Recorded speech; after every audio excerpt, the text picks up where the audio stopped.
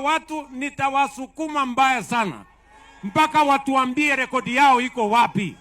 Na nyinyi msijali, sawa sawa, msijali. Wale tunashindana na wao mimi nawajua. Nimewauliza maswali juzi, wameanza kuregarega kutapatapa. Nimewauliza maswali juzi. Nyinyi, mambo mawili ni ya muhimu kwa hii siasa. Kwanza, ukuwe na plan na sera na mpango na agenda. Ya pili, ukuwe na track record. Ama namna gani? Mimi nauliza nyinyi watu wa Migori. Kwani hapa Migori mtu anachaguliwa kwa sababu wako na sura mzuri? Si anachaguliwa kwa ile kazi amefanya? Kama mtu amefanya kazi miaka 5 si analete record ya miaka 5. Kama mtu amefanya kazi miaka 20 si analete record ya miaka 20.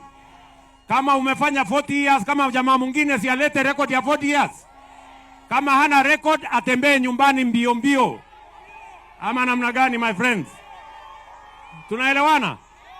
Si kila kiongozi akuwe na rekodi yake. Yes.